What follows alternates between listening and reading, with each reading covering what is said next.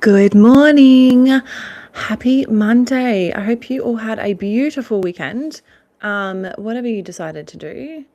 I got back very late last night from Darwin, so we're a little on the tired side, but that's okay. I actually have such a juicy show for you guys today, so I'm super excited. Good morning, everyone. Okay, so 4 weeks going down now. So we've had 4 weeks of shows, which has been unbelievable. I've learned so many new things and I have made sure that I have soaked in every second of it. So being that it's Monday, and I did actually decide that I wanted to do like Mindset Monday, but I'm going to change that right now. Surprise, surprise, because I want it to be Mindful Monday instead.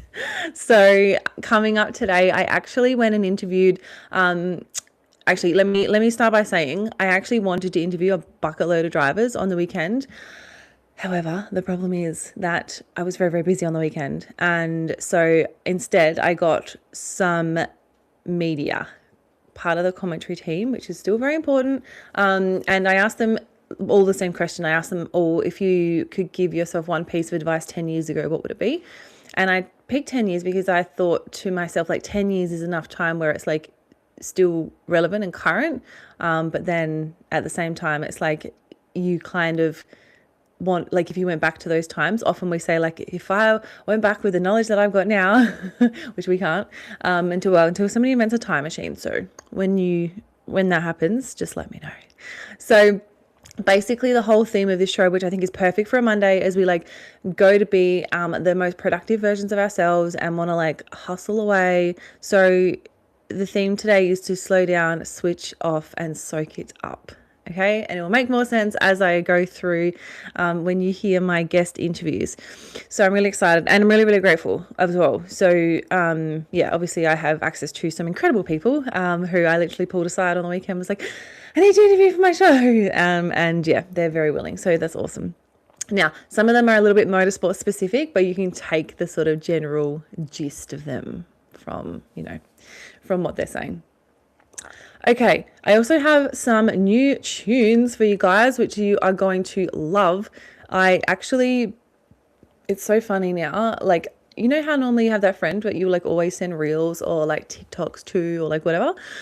I started doing that to myself because, I want to send these songs to myself so that I can contact the artist and say, hey, do you guys mind if I feature your music on my show? And 99% of the time, everyone has been very, very willing. So, okay. So I want to give you some stats. I want to kind of talk about the, I guess, key things we'll be mentioning this morning. So the average Aussie now spends almost 3 hours a day on their phone. Oh yeah, this is the other thing. This is just wildly relevant. So the other thing I'm going to be touching on is our attention spans. So as somebody who works in marketing, I am literally like my whole life is revolving around trying to stop the scroll. Okay. And I find my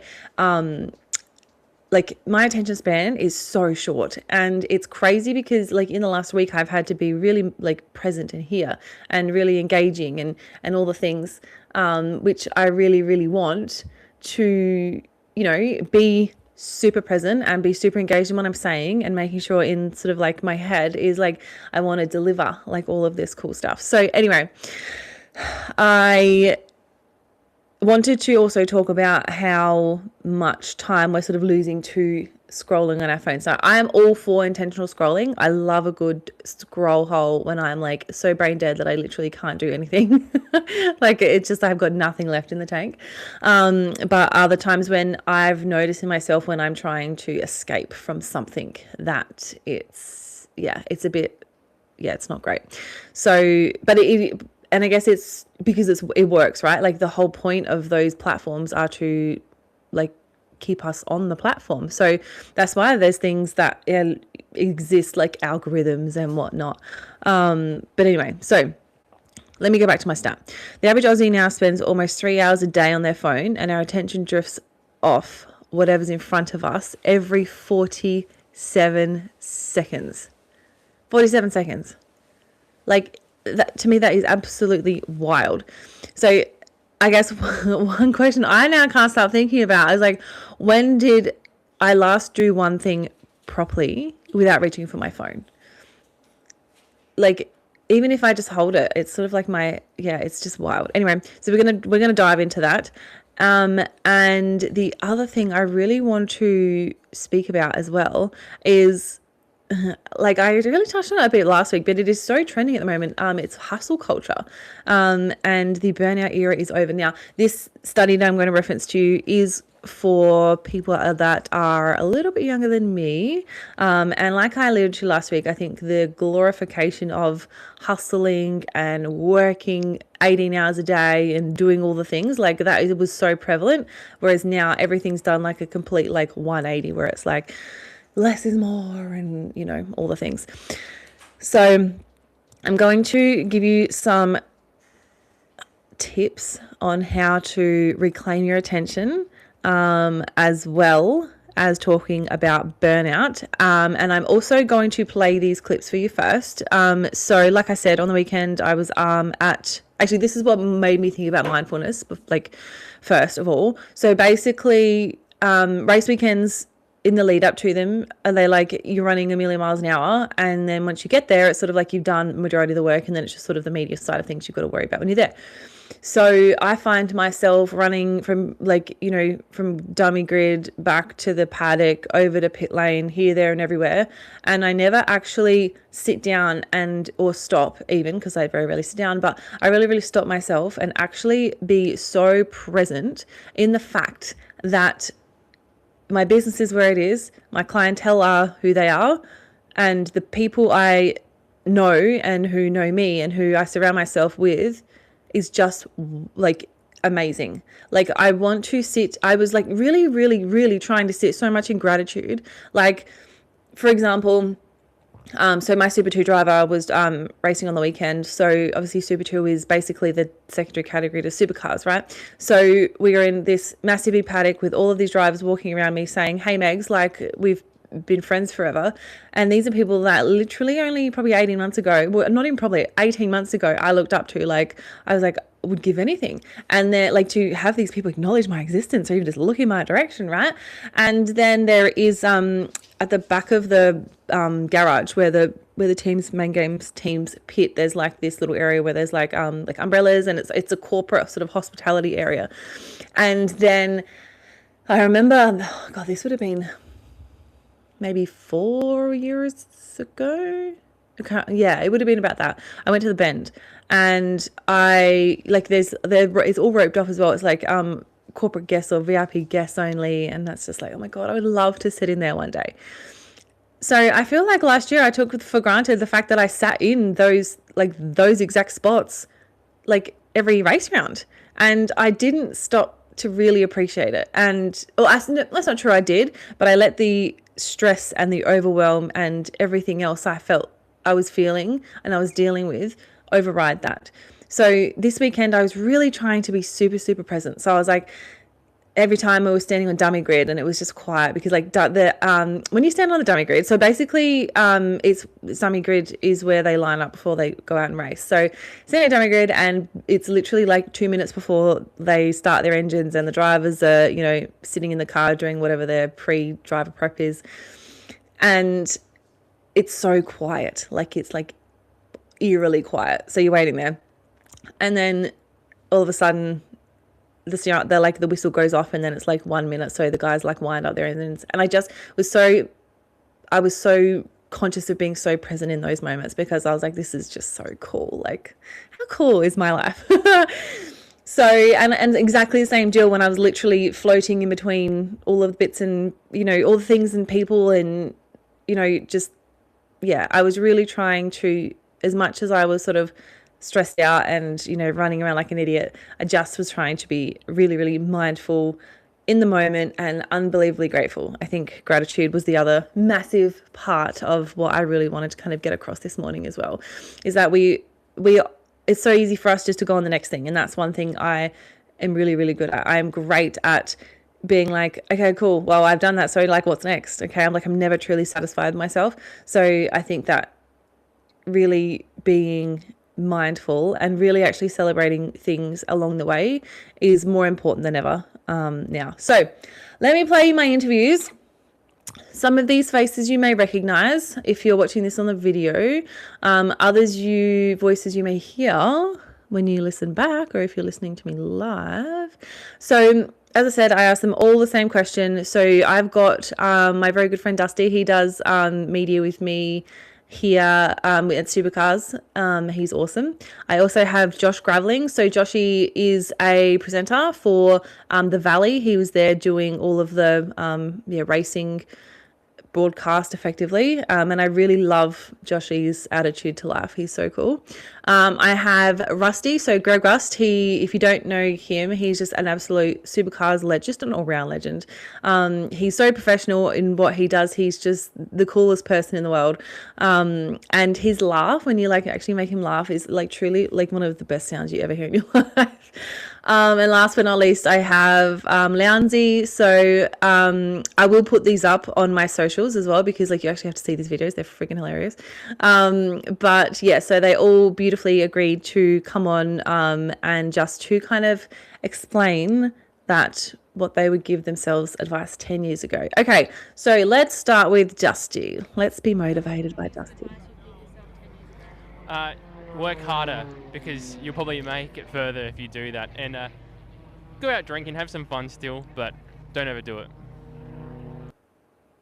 Okay, so I had to play Dusty's first because I was like, it literally was like the whole anti-theme of the show. Okay, but I really want to show the difference between somebody in his age bracket. So Dusty would be early 20s, I'd imagine. And he is obsessed with his work, and he can't sit still for very long. He's like the quintessential ADHD boy. It's hilarious. So I was like, okay, cool. I'm still going to play that one because I just think it is the most adorable thing ever. And whilst I'm in my era of trying to like be as productive as possible whilst doing the least amount as possible, I suppose you could say. Yeah, I just think it was just the cutest thing in the world. Okay, let's listen to Joshy. Off the cuff, the best piece of advice you give yourself 10 years ago. Or just work hard. Don't doubt yourself whatsoever. This has always been a big dream of mine to get to this position, and I really doubted myself when I was quite a bit younger. So just keep working, mate. You're very, very close, and if you keep putting in the hard yards, you'll be there. Okay, notice a theme with these two young men. But what Joshy said there that I really loved was, try not to doubt yourself, because I think especially in guys, I see it because I surround myself with, especially in the Super 2 category, right? So you've got guys from 18 upwards to probably 22, 23. So in a time of their life where having any kind of emotion or that's not one of anger when they do bad in a race is not really well received. Like, it's a very ego-driven paddock, that one. So I just loved the fact that, Josh, he is going to do great things in commentary. So I'm really excited for Josh and just to watch his career. Now, next one up I have is Rusty. So Greg Rust, like I said, absolute legend. He's been in and around the sport forever. He also has a podcast called Rusty's Garage, and he interviews some pretty cool people on that one as well. So I literally pulled Rusty off of the dummy grid when he was literally about to film. I was like, I just need 2 seconds. So let's hear from Rusty. Best piece of advice I would have given myself 10 years ago is to relax, be yourself, enjoy it. And something I've always lived by, it is about the athlete. It is not about the broadcaster. So tapping into a bit of that, that's probably the soundest piece of advice I could give. So very broadcast specific, that one. But again, very, very similar. Very, very similar message as well, is to enjoy every minute and soak it all in. So yeah, the first time I met Rusty, he actually scared the living Jesus out of me, and I was just like, what is life? And I think, like, I touched on this in the in the show last week, I can't remember, Thursday or Friday, when I met these people. And yeah, now just to be able to grab them just quickly for 2 seconds to grab a soundbite from them is just absolutely wild. Okay, last but not least, and again, if you're watching this on video, you'll see him being a bit silly because he wasn't listening to me. So Loundy, I asked him the same question, so let's hear what he had to say. Best piece of advice I would have Oh, given myself. not that one. God, they look the same. Sorry, let me try that again. Next. If you could, besides scaring Megs all the time, if you could give yourself one piece of advice 10 years ago, what would it be? Enjoy it. I think that we spent too long chasing the win or chasing the result, and along the way you forget about the actual journey and the enjoyment of what you're doing. Cool. So very similar again. So I hope that you can take from that just a little bit of like, you know what, like we can rush around all we like and we can hustle all we like, and that is awesome and we're going to get places, but just like literally take a minute to like ground yourself and put like literally stand on your 2 feet and just think like, how cool is life? Life is so cool. So I'm really grateful again to them. So I'll share those on our socials if you want to go back and listen to them. And yeah, I'm just really, really grateful that they take the time out of their day just to help me out. Okay, so before we go into talking about the burnout era being over, I'm going to play you one of my absolute favoriteest mixes in the world right now. And I think it was my goddaughter's first birthday. I made a reel to this song. I can't remember. But it is like, it's a super old school song, and I just love the way that Twin Sick have like redone it. But yeah, have a little listen, see what you think. Alabama, Arkansas, I do love my mom, Pop, not the way that I do love you. Well, holy moly, me oh my, you're the apple of my eye. Girl, I'll never love one like you. Man, oh man, you're my best friend. I'm screaming too, nothing else. There ain't nothing that I need. Well, hot and heavy pumpkin pie, chocolate candy, Jesus Christ. Ain't nothing please me more than you. Oh, let me go home. Home is wherever I'm with you. Oh, let me go home. Home is wherever I'm with you. Home, let me come home. Home is wherever I'm with you. Oh, yes I am home. Home is when I'm alone with you. Alabama, Arkansas, I do love my pie and pie. Lots and waterfall. Daddy wakes me straight to the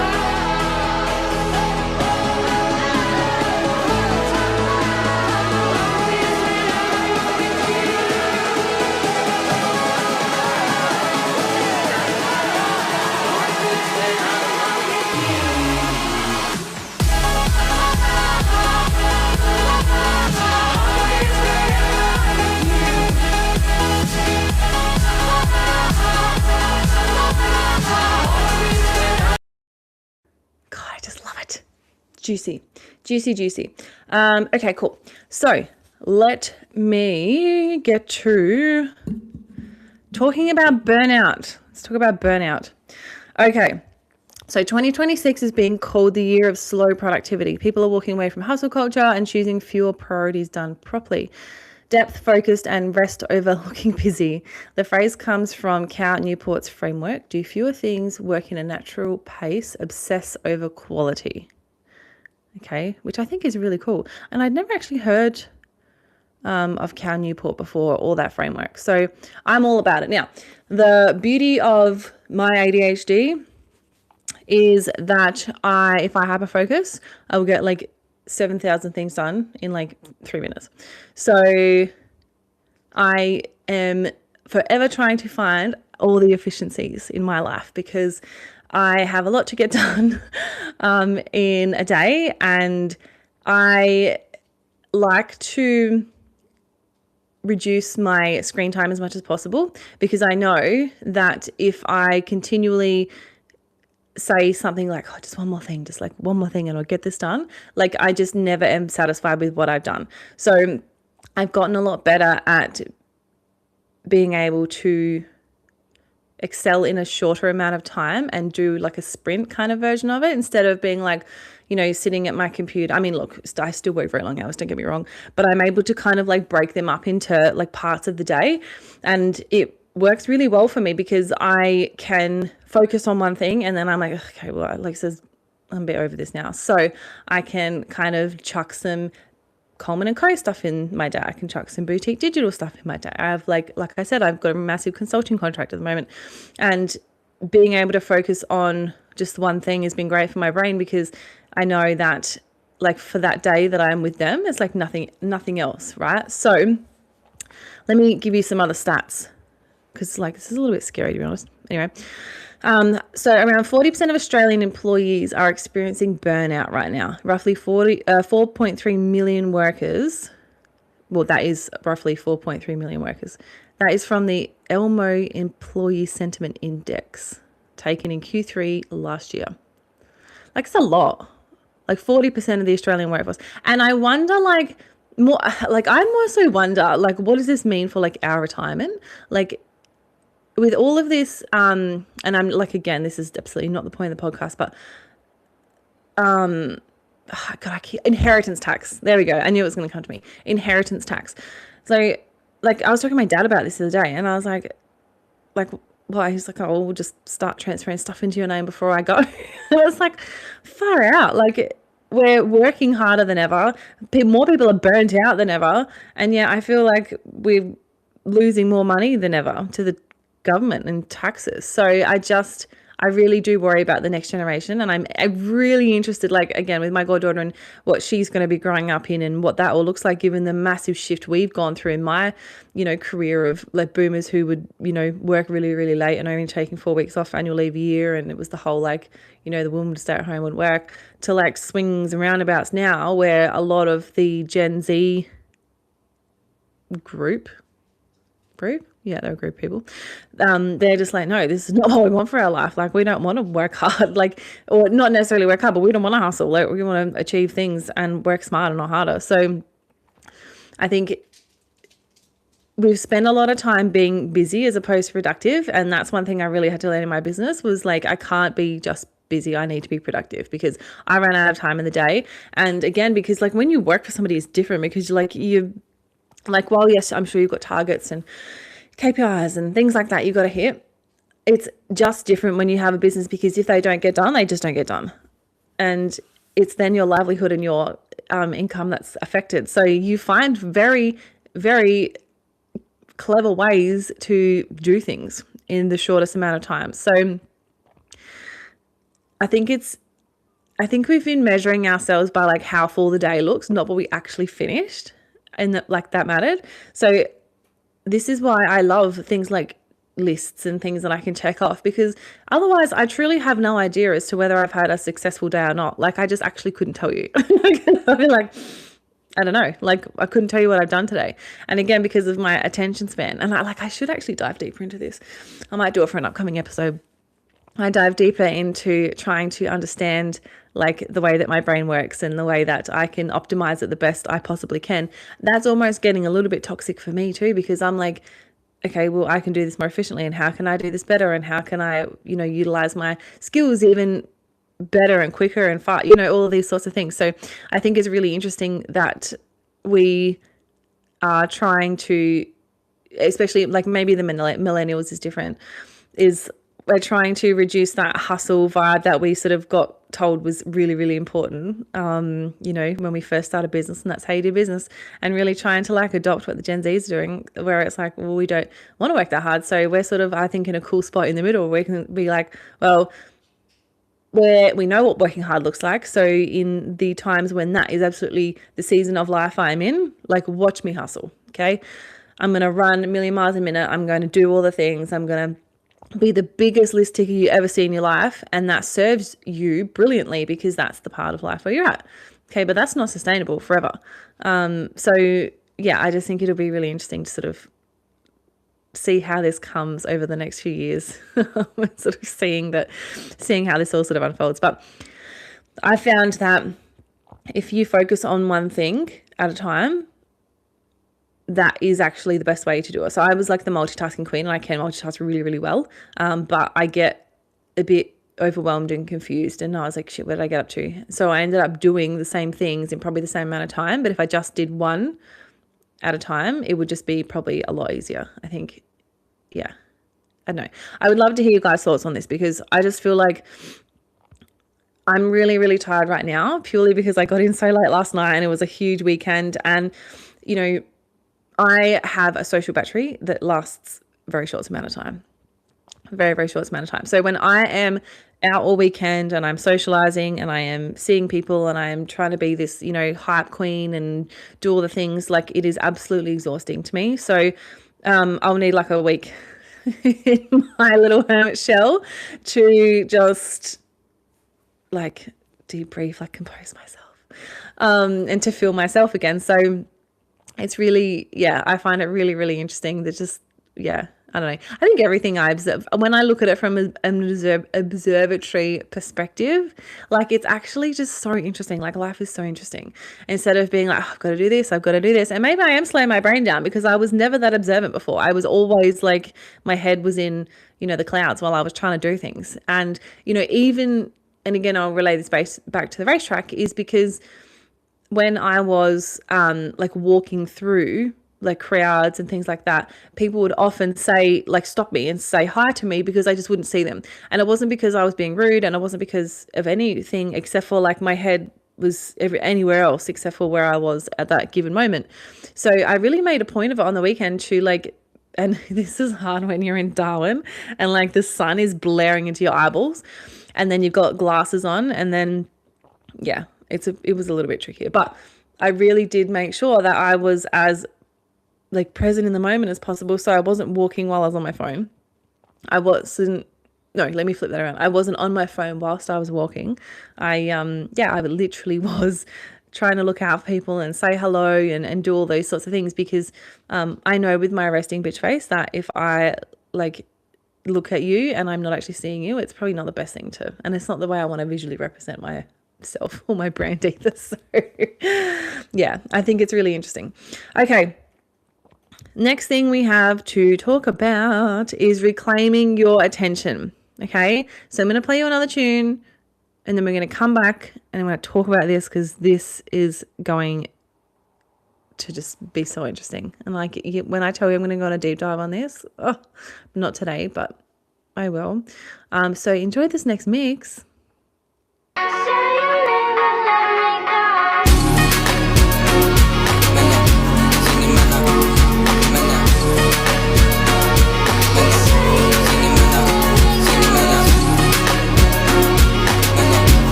Anytime I hear that song remix, I can't help but absolutely fall in love with it. It's the best thing in the world. Okay, let's talk about reclaiming your attention. And if you're here with me live, sorry, you're going to see in the video replay that Mel's just come to say hello, like she does. Hi, baby. This is the best part about recording from home. You don't get this in a studio. Okay, reclaiming your attention. So I noticed that whilst I was in the plane, I found this very, very easy. So I had all of my good stuff downloaded. I went through 2 seasons of stuff. Okay. One of those things was the Dallas Cowboys cheerleaders. So that new series is out. So America's Sweethearts, whatever they're calling it. So binged that, got through that in the plane. So obviously, look, the plane ride was brutal. I already alluded to that. And I was like really struggling because like I don't fit in planes and I was just over it. I just had enough.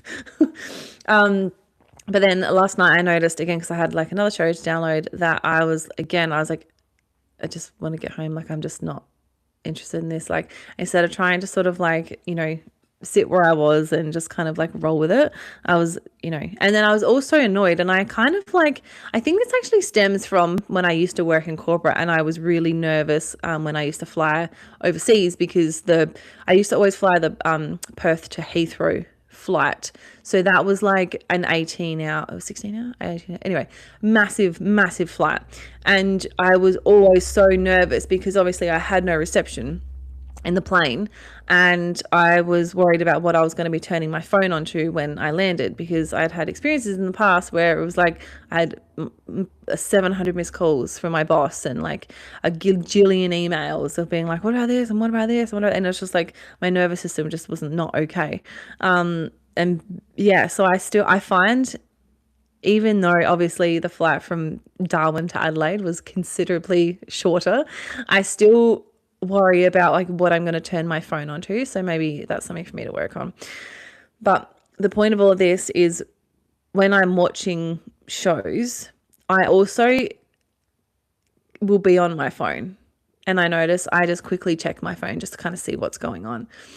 And the other thing I notice as well is that when I am making a conscious decision to have a bit of a scroll through TikTok or whatever, actually Facebook reel or Facebook videos, whatever they're called, reels, I'm really loving recently. My algorithm is being very, very interesting. So I find that I like to have something on in the background whilst I am literally not conscious of it. I'm literally scrolling through TikTok, but I like to have something playing in the background. And I know that there are other people like that, because I've seen so much content specifically on that. It's like finding the perfect show so I can doom scroll. Like, it's absolutely wild that this is what we're doing. Okay, so let's talk about screen time from the experts first of all. So cutting screen time and escaping the algorithm has gone from a guilty New Year's resolution to a genuine wellness movement. I have never heard of this. No scroll September. I want to do that. What are we in now? June. We've got some time. And digital minimalism challenges that millions are now joining. No scroll September. I'm here for it. Okay, let's talk some stats. Australians spend on average 2 hours 58 minutes on their phone, and teens average around 7.5 hours of screen time a day. Okay, well, that's not a great start. Holy moly. Okay, I would probably spend more than 2 hours and 58 minutes. I'm definitely on the higher end of average there. Classic overachiever. But in my defense, I do have to find content, and I do have to create content. So I'm going to give myself a little bit of a grace on that one. But that is just wild. You imagine like 7.5 hours. That's literally like a work day. Like, God. Anyway, and now another stat which I found super interesting is we check our phones somewhere between 96 and 144 times a day. Right? And this is why I think doing things like having a wallpaper that like is like an affirmation or a saying or a reminder or whatever, I think is really fun, because you're literally programmed to pick up your phone anyway. Why not have something that's like really cute on it to look at and really motivating and really inspiring? And then I can't remember what it was. I'd done one course. I can't remember. It was a while ago. And basically she said every time you open your phone, you have to say something that you're super grateful for. And I really liked that concept as well, because I've been trying to tap more into gratitude recently. And I think I might readopt that habit. And I literally did by putting a Post-it note on my phone, so that like I literally physically had to remove this Post-it note to like check my phone. And I found, because I knew it was there, that I just didn't check it as regularly, because I was like, well, like I'm just going to notice the Post-it note. And then by that time I'd forgotten what I was going to open my phone to do, because I was like, no, I need to be grateful for something. I get to be grateful for something. And then I was obviously only going on there just to check notifications. So then my brain was automatically like, well, probably don't need to do that right now. So it's actually a really good practice. I'm going to bring it back in. All right. So this one like actually floored me. Like, this is wild. So after a single digital interruption, it takes the average person over 20 minutes to get back into deep focus. 20 minutes. Like, you check your phone like 3 times in an hour, you're not freaking concentrating, because by the time you like reconcentrate, you're checking your phone again. Like, wild. And then this one is probably my favorites out of all of this that I read. Even 60 minutes of phone free time a day has been shown to lower stress and improve sleep. 60 minutes, like that's all we have to reduce. So I think because these apps and literally this algorithm is like, they're literally engineered to give us dopamine. Like that's why we get so addicted to it, because that's literally what they're engineered to do, right? So their whole business model and their whole, it's like what the advertising industry used to be a little bit. So if you remember as a kid, you would like have those ads that you would be able to recite back. And like, I'm showing my age here, but before like digital TV and before like when we had like 3 stations, and you would have to like in the middle of the ad break, you would have to go and do everything in that time because you couldn't pause the show. Like if you just missed it, you missed it, and there was no catch up. 90s kids, hope you feel me right now.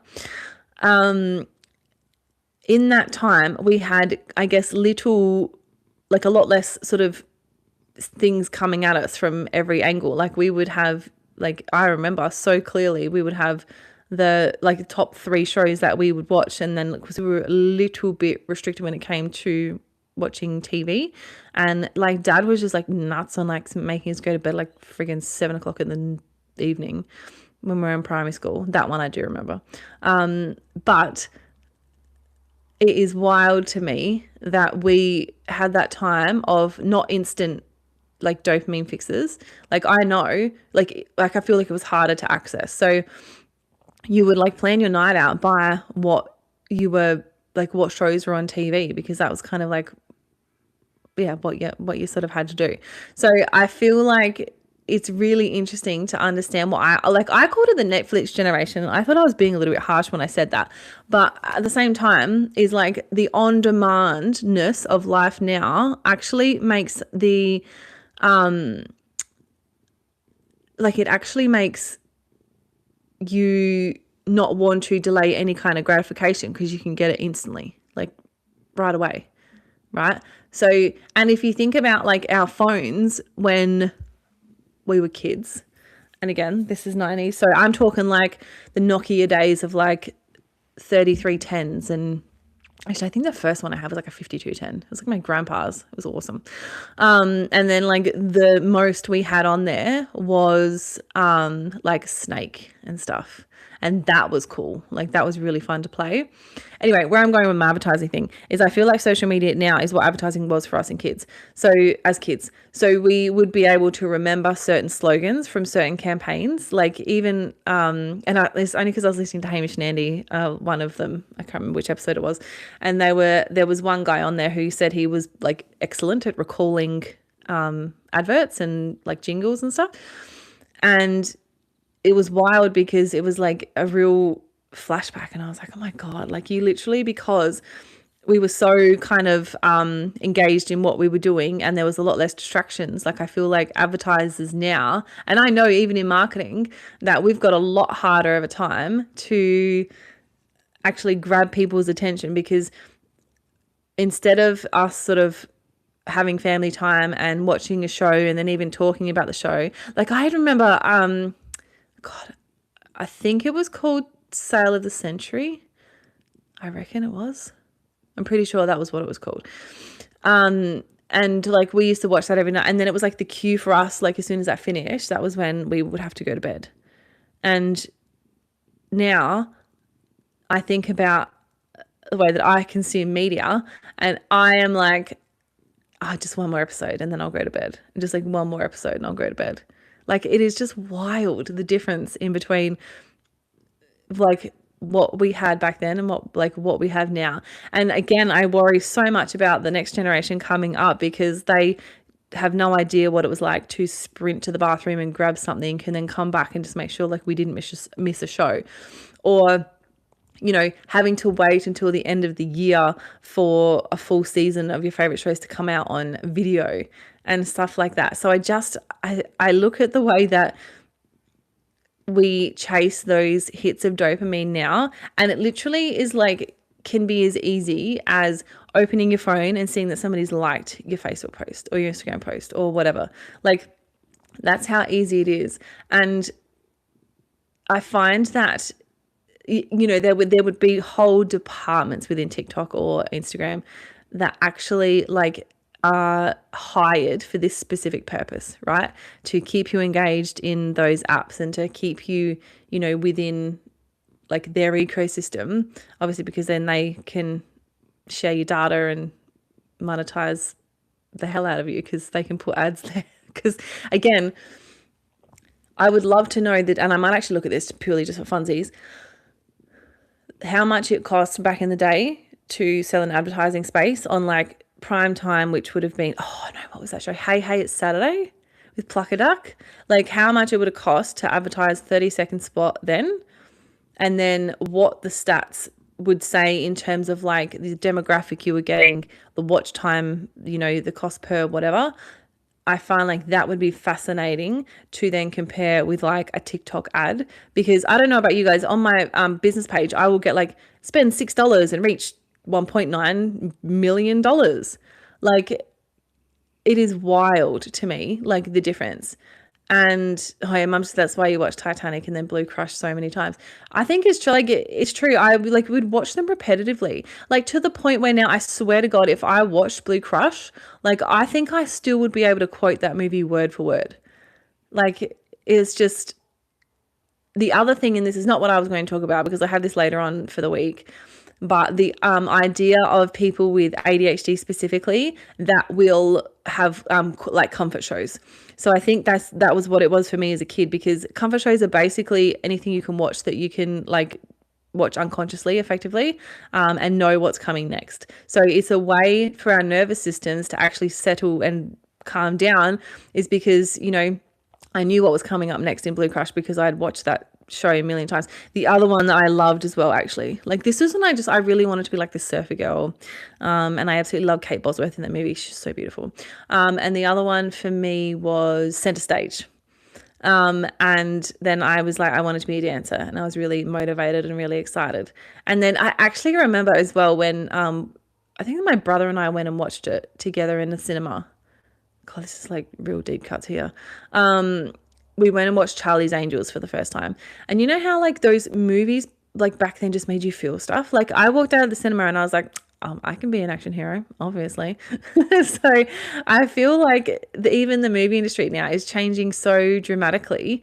And we are just, we're starved for entertainment in the fact that like stuff that we found unbelievable back in the day, like the cinematic production of Blue Crush. I'm sure if I watched it, actually, to be fair, I haven't watched it, but I'm going to. I'm sure the cinematic production of it is like not going to be great in comparison to like what we have now.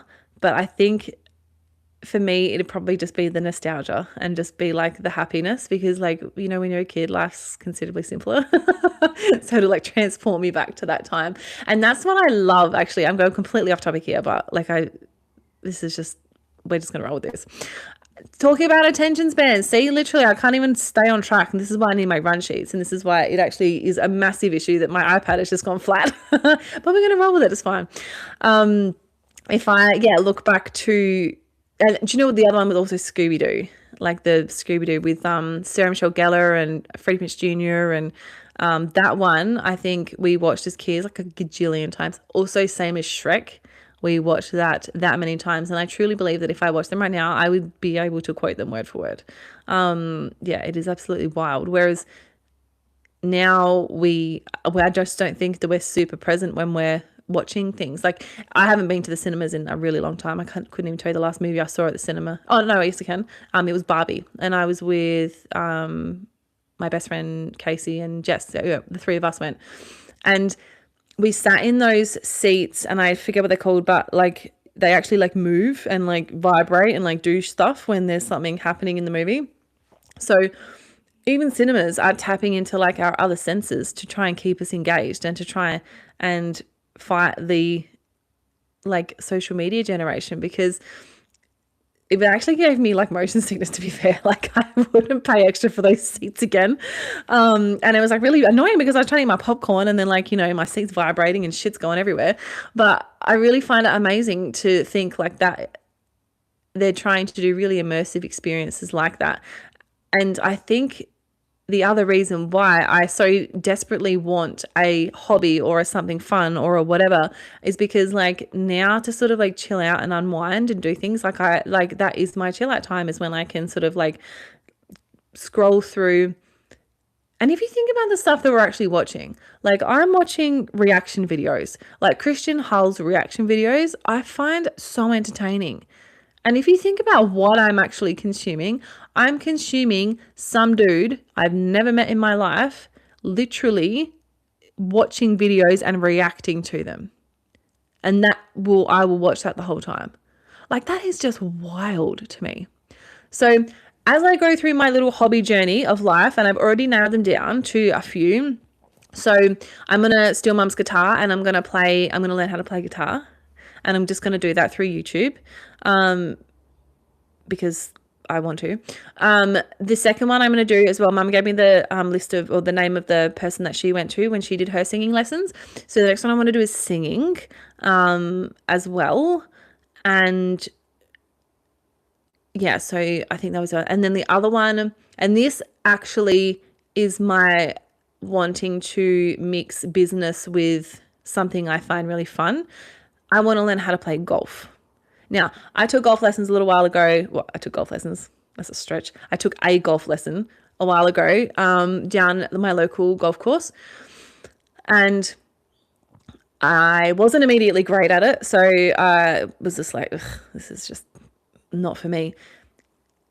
But I have a very strategic reason as to why I want to play golf. So if you think about anything manifestation and anything putting yourself around people that have the things that you want, and people that live the life that you live, and people that have the bank accounts that you would like and have the success and all the things, I look at like anytime you drive past a golf course, and this is a wild generalization. Like I just want to preface that, like I understand what I'm about to say now is so generic and so general that like I almost don't want to say it, but I'm going to.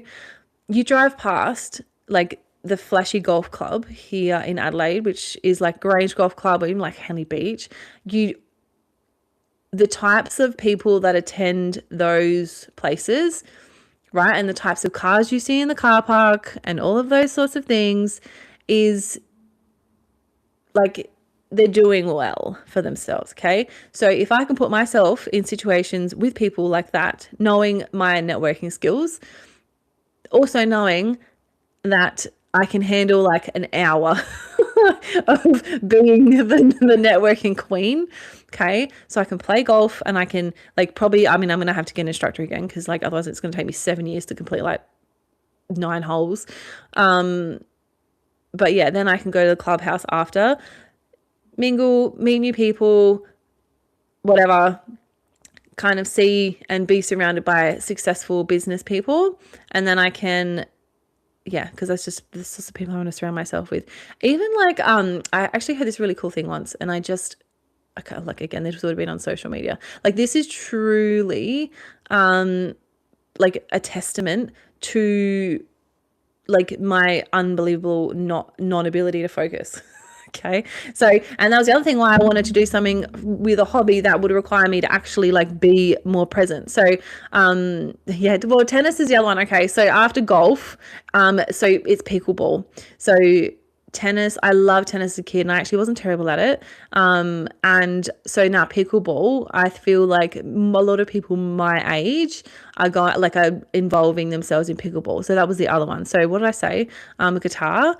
Mum, I need to come get the guitar. Singing, I'm gonna do singing lessons, and then maybe I can sing my songs. Or actually I'll play mum's songs as well in this because she's written a song, which is wild as well. It's like the coolest mum ever.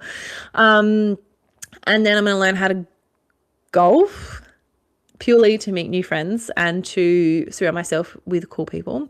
And then play pickleball because then I feel like I'll meet people that are like vibey like me. And I feel like a lot of ADHD people that like need that constant stimulation. I feel like pickleball is great for us.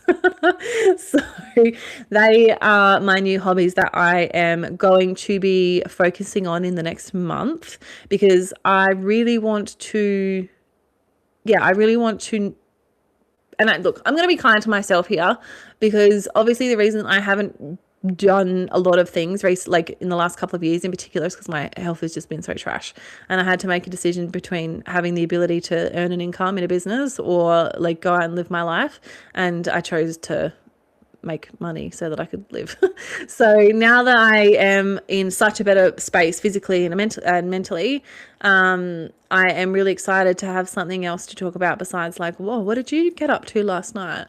Oh, I was in agony, so I went to sleep at like 7:30 and then woke up and I was in pain during the night. Like, you know what I mean? Like, it's a real freaking grim, let me tell you. So I'm super excited. If you have any recommendations for me, especially if you're in Adelaide, let me know. I will also be making a hiatus up to the Gold Coast for a few weeks. I have got stuff that I've got going on up there at the moment, and then I will be going to Townsville.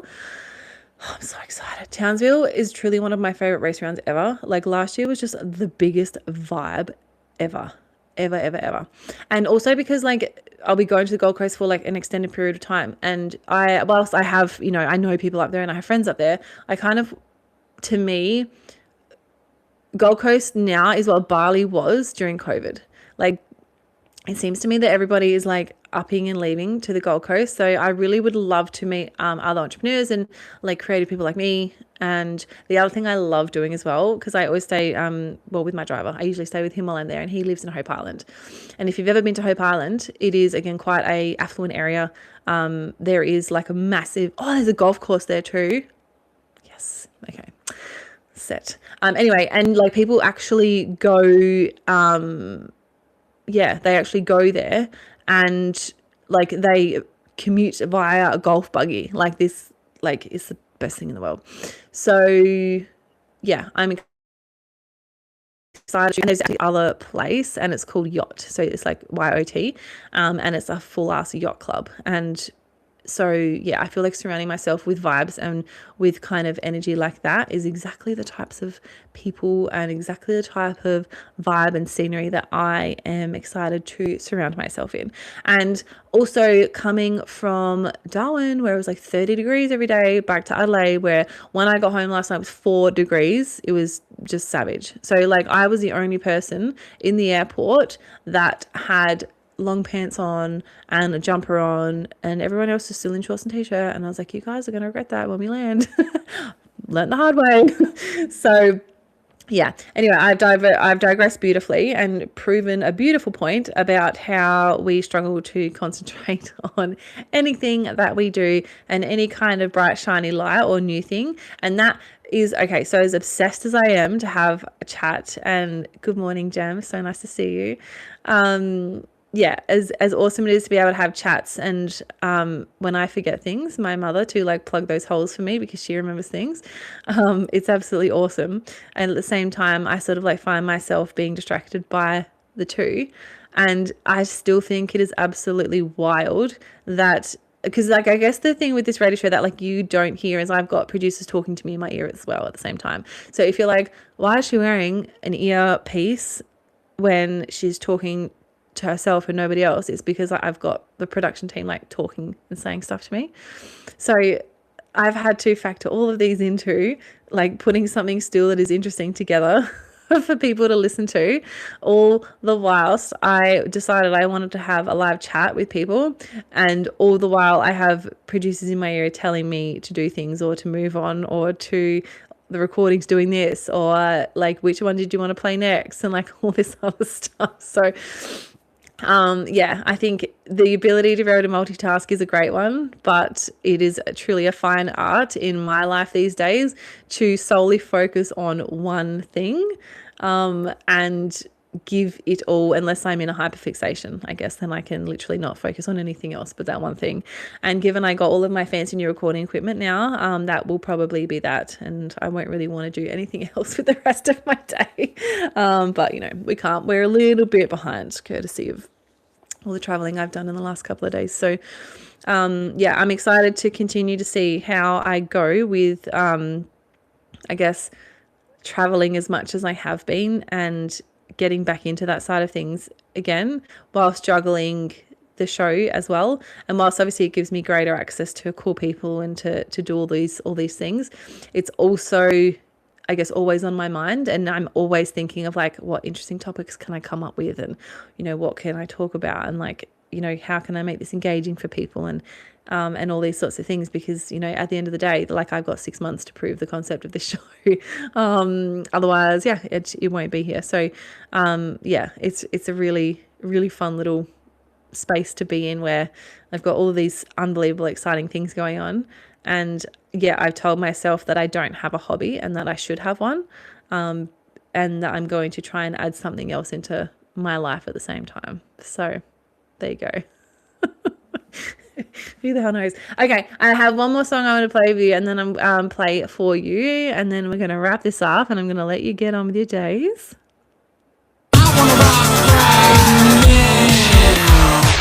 I wanna dance in the lights. I wanna rock your body. I wanna go for a ride. Hop in the music and rock your body.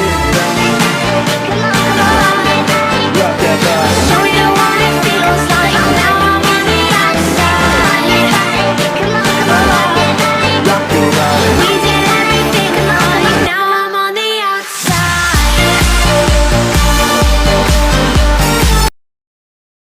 Okay, so I have another confession to make.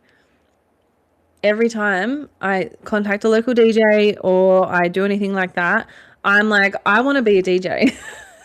So let's see how long I can stick with my other little new hobbies. And yes, I completely agree. I will probably need to like do one a month and kind of see where the vibe is.